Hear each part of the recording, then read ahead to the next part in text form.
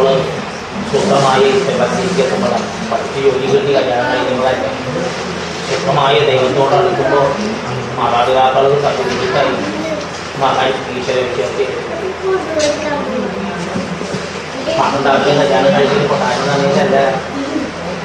സാക്ഷാൽ ഈശ്വരഭക്തിയിലേക്ക് മകനെത്തുമ്പോൾ ഒരു അച്ഛനമ്മയ്ക്ക് certificate quality നമ്മൾ അച്ഛനെ അങ്ങനെ മികച്ച സ്വഭാവം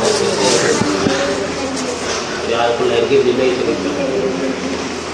അതാണ് പ്രാർത്ഥിക്കുക. തെറ്റില്ലാതെ ജീവിക്കാൻ പ്രാർത്ഥിക്കുക.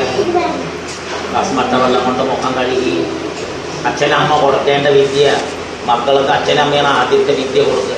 അത് ആത്മീയ ബോധം ഈശ്വരഭക്തിയാണ് കൂടി കൊടുക്കുന്നത്. വിദ്യാഭ്യാസം അച്ഛനജ്ഞാനമല്ല കൊടുക്കുക, വിദ്യാജ്ഞാനമല്ല കൊടുക്കുക. അറിവ് അത് ഈശ്വരൻ്റെ സാരായിട്ട് പറഞ്ഞു കൊടുക്കുക. അച്ഛനമ്മയിൽ നിന്ന് കിട്ടുന്ന വിദ്യ ഈശ്വരഭക്തി.